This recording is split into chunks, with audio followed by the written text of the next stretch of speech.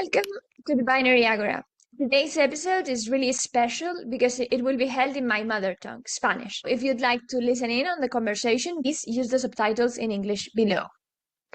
Dicho esto, hoy con nosotros a Lisandro Licari, investigador y consultor especializado en políticas públicas, gobernanza tecnológica y análisis estratégico internacional. Ahora mismo es consultor para el Banco de Desarrollo de América Latina y el Caribe, en el que lidera proyectos de consultoría e investigación en políticas públicas. Y en el pasado también formó parte de la presidencia de la Nación Argentina como director de articulación del Consejo Económico y Social de la Argentina, así como del United Nations Development Program.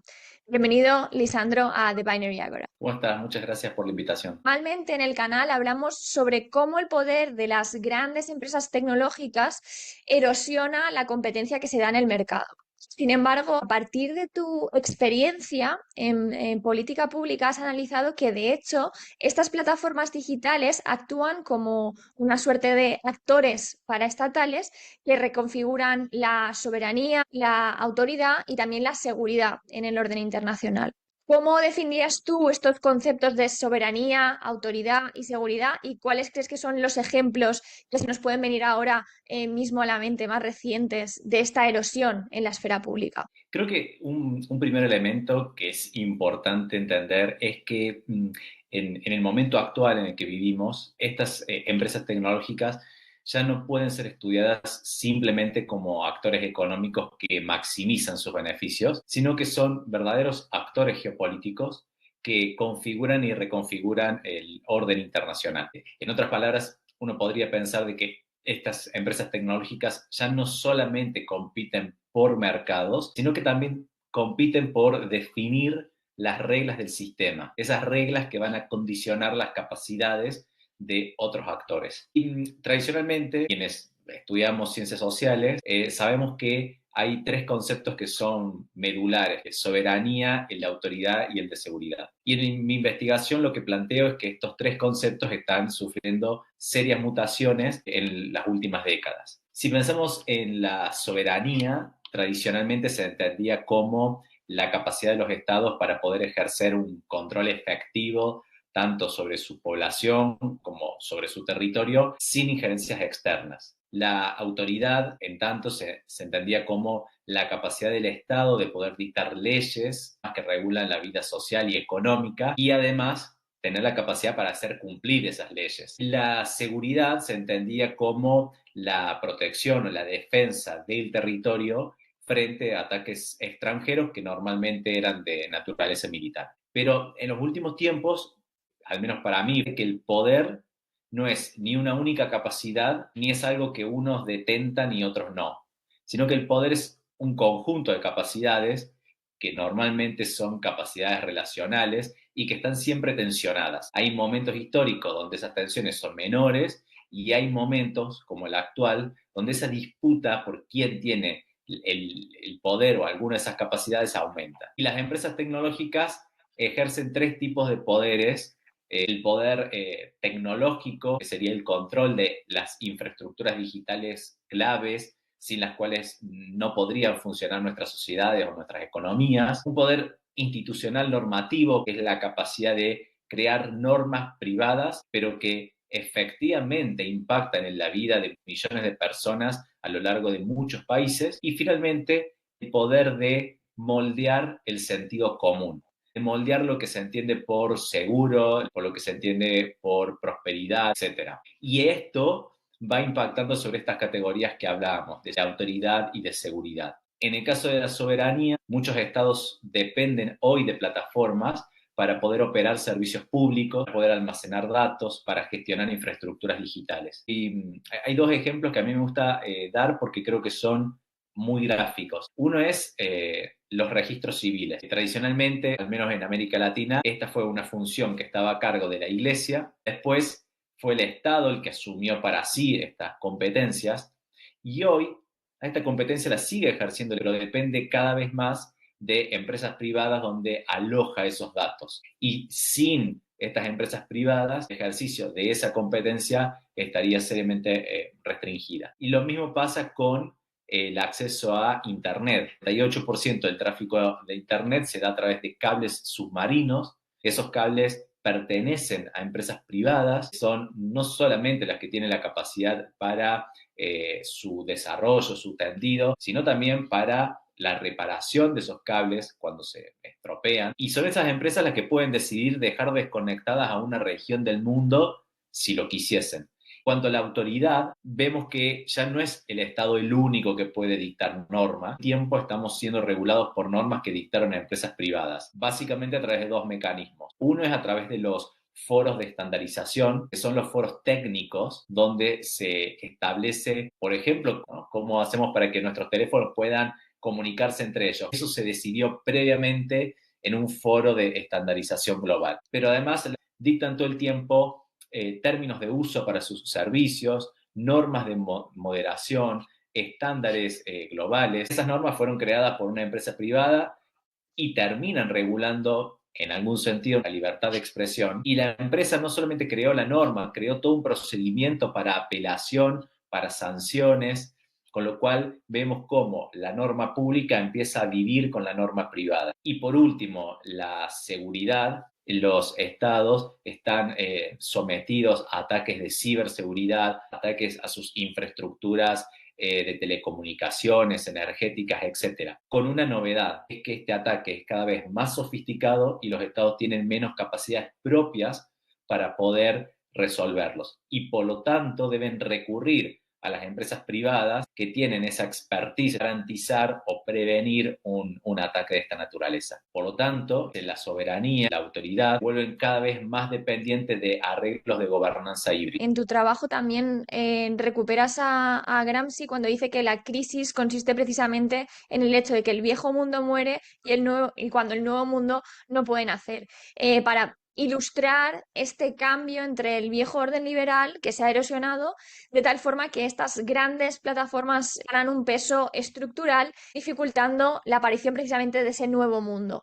Dentro de todas estas relaciones entre seguridad, soberanía, ¿qué señales indican que estamos ante este interregno y a qué realmente elementos podríamos asirnos para tratar de navegarlo con más seguridad? Estos cambios de los que veníamos hablando no operan en un vacío, operan en un contexto histórico determinado. Y ese contexto es la condición de posibilidad para que esto se dé. Ese contexto, ese momento particular es el de interregno, ¿no? Una crisis muy profunda del orden liberal. Este orden liberal no desaparece por completo, pero cada vez se muestra más impotente para organizar expectativas, para coordinar la gobernanza global, para garantizar bienes públicos esenciales. Entonces, en este momento de crisis es donde se agudizan tensiones por ver quién acumula capacidades, ¿no?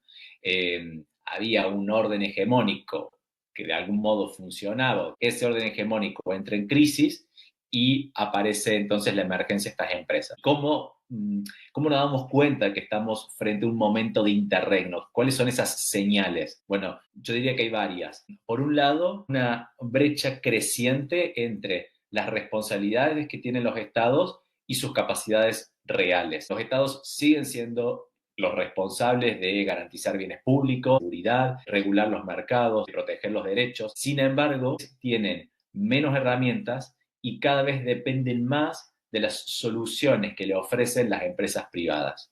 Por otro lado, este interregno se da en un momento de superposición de crisis. Hay una crisis política, hay una crisis económica, crisis sanitaria, crisis climática, hay una crisis geopolítica. Y en este momento de superposición de crisis emerge algo singular, rápidas, respuestas veloces. Frente a una crisis, lo que se demanda son respuestas ágiles. Y ahí aparecen las empresas privadas ofreciendo soluciones llave en mano. El poder tecnológico de estas empresas no es un fenómeno marginal, sino es una respuesta estructural a una crisis de gobernanza mundial mucho más amplia. Por otro lado, vemos en los últimos años que la autoridad se vuelve cada vez más difusa e híbrida. Si antes quisiéramos identificar quién tenía la autoridad, a lo mejor no era más sencillo pensar que el Estado era el que detentaba de forma exclusiva la autoridad. La autoridad está mucho más repartida entre los estados, grandes corporaciones internacionales, con un reparto que a veces es voluntario y que a veces es simplemente porque uno empieza a comerle competencias al otro. Y la última señal de que estamos en este momento de transición, en este momento de interregno, es la politización de las infraestructuras. Hasta hace un tiempo, hablar de microchips, rutadores, 5G, cuestiones puramente técnicas, pero hoy en día todas estas infraestructuras digitales han vuelto parte de la estrategia de tensión geopolítica. Y evidentemente que la tecnología ha comenzado a ser parte de esa disputa entre un orden que no termina de morir y un orden que no termina de nacer. No sabemos cómo va a ser ese orden que va a nacer, pero sí sabemos que estamos en un momento de transición. Y dentro de este interregno también señalas que la soberanía digital, por tanto, no ha desaparecido, sino que se transforma, fragmenta en el marco precisamente de estas autoridades híbridas, de esta crisis de gobernanza mundial y pasa a depender de la posición de los estados dentro de arquitecturas tecnológicas, también de normas tecnológicas que imponen estas empresas que realmente no controlan del todo. En mi propia investigación y en el campo del derecho a la competencia también observamos este fenómeno de la fragmentación y cómo puede afectar a la imposición de estándares legales. ¿Cómo dirías que se genera esta fragmentación y cuáles son sus características principales? La soberanía no desaparece, los estados siguen siendo los soberanos, pero ya no se puede decir que sean los únicos que tienen el control sobre el territorio, sobre la población, y por eso es que el ejercicio de esta soberanía se vuelve cada vez más relacional. Y hay varios mecanismos que están generando esta fragmentación de la soberanía. Por un lado es la desnacionalización de infraestructuras críticas, que permiten el funcionamiento de nuestras economías y de nuestras sociedades digitales, como por ejemplo la conectividad, centros de datos, plataformas cloud, están cada vez más en manos de empresas privadas y transnacionales. Recién hablábamos, por ejemplo, de lo que pasa con los cables submarinos, ¿no?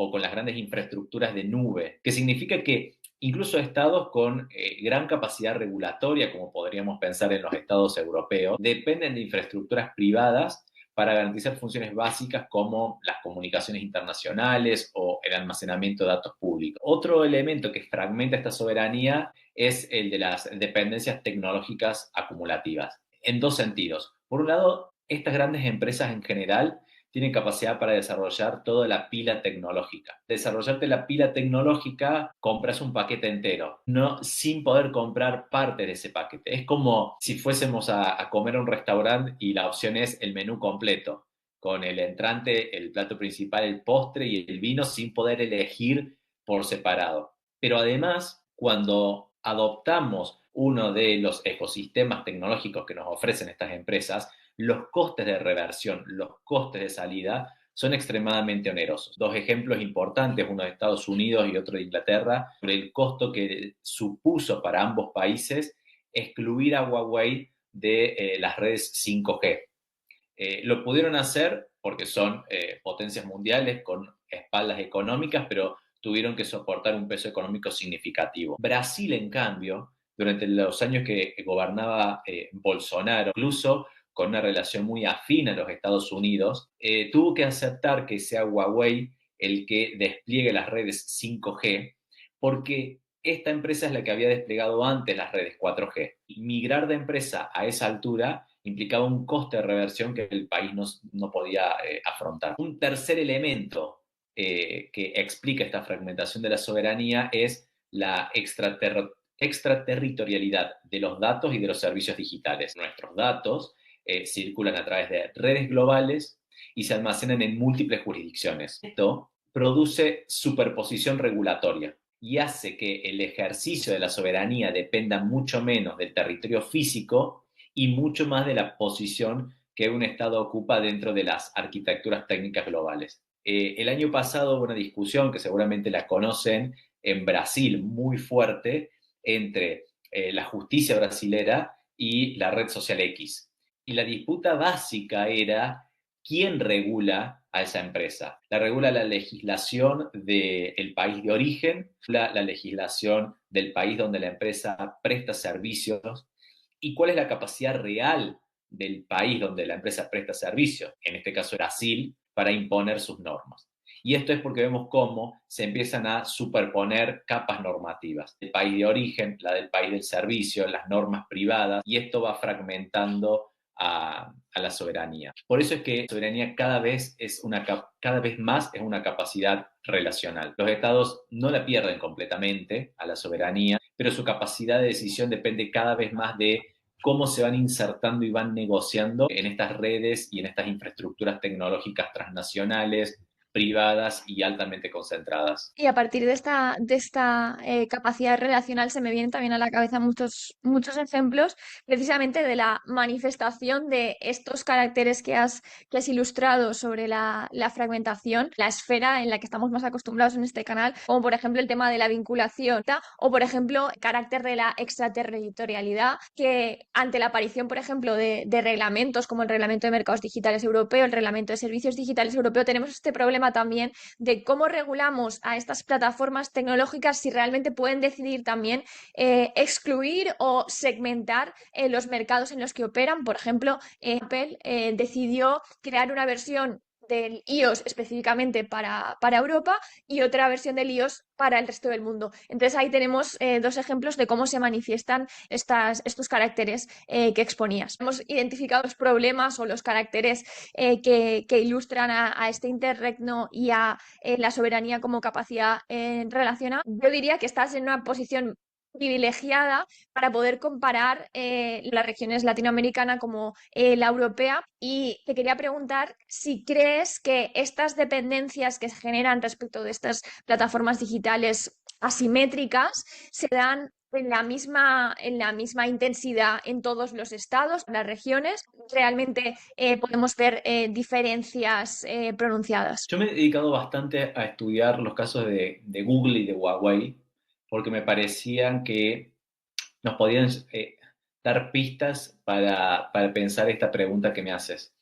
Ambas empresas son tecnológicas internacionales, pero tienen modelos de negocios muy distintos, tienen trayectorias empresariales muy distintas y se insertan en modelos políticos e institucionales distintos. Entonces, uno podría preguntarse si estas diferencias generan a su vez dependencias distintas. Y la respuesta es que no. La respuesta es que ambas empresas, a su modo, eran dependencias estructurales para los estados, por lo cual arroja luz de que en realidad estas dependencias son una característica del capitalismo digital más que de los modelos políticos e institucionales. Y estas dependencias se dan en casi todos los países del mundo, tanto los del norte global como los del sur global. Lo que varía entre países es el tipo de dependencia y son las herramientas con las que cuentan los gobiernos para poder gestionarlas. El norte global tiene una mayor dependencia de plataformas, mientras que el sur global tiene una mayor dependencia de infraestructuras. Y en este sentido, la Unión Europea, aunque no posee campeones tecnológicos o empresas digitales, sí ha podido desarrollar una capacidad regulatoria significativa, busca proyectar internacionalmente ese poder. Sin embargo, incluso Europa opera en condiciones de dependencia significativas. Sus administraciones públicas y sus sectores privados están profundamente integrados en estas empresas digitales y la capacidad de sustituir esas infraestructuras en el corto plazo es muy limitada. Ahora bien, lo que sí tiene Europa, que muchos países de América Latina no tienen, es escala regulatoria para poder condicionar esas dependencias y es músculo institucional para hacerlas cumplir. Y esto me conecta directamente con un tema del cual se habla mucho, que es el de la autonomía estratégica. Yo creo que la autonomía estratégica no puede ser autarquía, sino que la autonomía estratégica debería entenderse como la capacidad para poder vivir con estas dependencias, pero gestionándolas. Vivir con dependencias, pero sin quedar sometido a ellas. ¿Y cómo pueden los estados lograr esta autonomía estratégica? ¿Cómo pueden lograr ampliar su músculo para poder gestionar estas interdependencias. Y ahí yo he identificado varias herramientas. Por un lado, anticipación regulatoria. Por otro lado, capacidad de diversificación de proveedores para no quedar encadenado a un único sector crítico. La capacidad de orquestación para poder coordinar actores públicos y privados en la gestión de vulnerabilidades sistémicas. Luego, algo muy importante que pareciera obvio, pero que después en la práctica vemos que cuesta mucho instrumentarlo, que es la coordinación regional como multiplicador de poder regulatorio. Recién veíamos cómo Europa ha tenido la posibilidad de sancionar un conjunto de normas que tratan de regular el ecosistema digital. En otras partes del mundo, entre ellas América Latina y el Caribe, esto es mucho más difícil. Existen algunos marcos, como el de la CELAC, el Mercosur, pero todavía le falta volumen, le falta articulación, le falta capacidad para poder adoptar normativas comunes que sirvan para gestionar estas interdependencias y pararse con mayor fuerza ante compañías que tienen un volumen a veces superior en algunos aspectos a los de un Estado. Otra herramienta para mejorar los niveles de autonomía estratégica es la contratación pública. Los estados son siempre los principales usuarios y cuando un estado contrata una infraestructura, en el momento de la negociación, tiene un poder que luego pierde cuando el contrato está firmado. Y es allí donde tiene que hacer valer su poder para imponer requisitos de interoperabilidad, requisitos de reversibilidad, residencia local de datos, auditorías técnicas, cláusulas de salida. Esto es mucho más conveniente si el Estado lo puede ejercer al momento de la negociación de un contrato que tratar de regular ex post una dependencia que ya se ha consolidado. Y el último elemento que los estados deberían tener en cuenta para poder gestionar mejor esas interdependencias es la participación activa en los foros de estandarización. Como mencionábamos al comienzo de la charla, en esos foros de estandarización es donde se decide cómo va a operar la tecnología, cuáles van a ser las normas técnicas que permitan que esas tecnologías sean comercializables, viables, escalables. Empresas privadas hacen un gran esfuerzo por cooptar esos foros, por tener una gran presencia y que en todo caso esa regulación sea mucho más una corregulación que una regulación dejada solo al sector privado. Muchas gracias con esa idea final. Diría con esta necesidad de combinar la perspectiva ex ante con la anticipación regulatoria, la diversificación de proveedores. Así que muchas gracias, Lisandro, por compartir todo tu trabajo, tu experiencia en este foro y espero que también coincidamos pronto en un continente u otro. Espero que sí y gracias por la invitación y la oportunidad de conversar sobre estos temas. Muchas gracias. Hasta luego. Hasta luego.